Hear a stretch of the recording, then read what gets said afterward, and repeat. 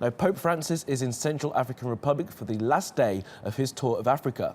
The Roman Catholic pontiff was greeted by cheering crowds at a mosque in central Bangui. Meeting Muslim leaders, he called for reconciliation and described Christians and Muslims as brothers. Thousands have filled the stadium for a mass before the Pope heads back to Rome. Well, Fidelis Mbar joins us now in the studio to talk some more about the Pope's three-nation tour of Africa. Fidelis, thanks for coming in. Why did the Pope choose these three countries? Well, these countries are peculiar, because, first of all, they have a large Catholic population. The Catholic Church has, in recent times, lost membership in America, across Europe, because people are no longer going to church.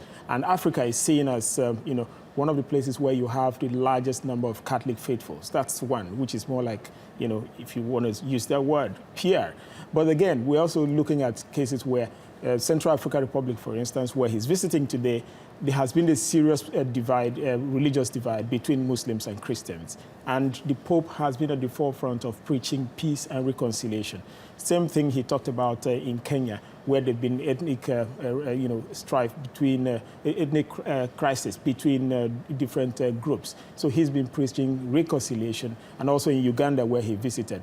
But, he's also been trying to ensure that there's religious harmony among all the groups, and then the divide between the poor and the rich should be bridged. Now, Pope Francis says lots of great things on specifically those topics.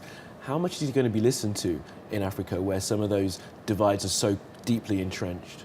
Well, especially like in Kenya, where he talked about the divide between the rich and the poor. There's a big divide. And it's been a debate, both in social and traditional media among the people, because they feel that there's a need to be able to tackle poverty, because most of the areas there are, people are greatly impoverished. And then talking about religious divide, this has resulted in death across Africa, not just in these three countries. In Nigeria, still the same thing in northern part of Nigeria, where Boko Haram is trying to entrench a Sharia legal system. And in other areas, like in Central African Republic, where today he's crossing the buffer zone, more like the safe zone, going to a place called PK5, where only, more like just about 15,000 Muslims out of over 130,000 that used to live there are now resident. And for now, for the past 2 months, they can't even access some parts of the capital.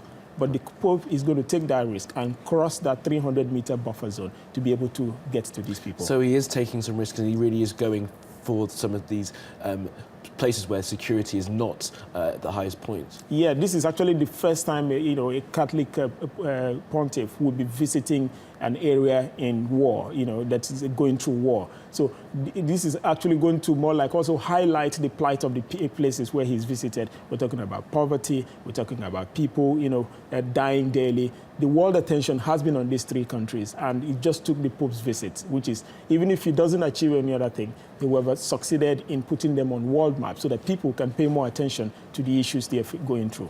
Absolutely. Fidelis Mbar, thank you very much for that, for coming in.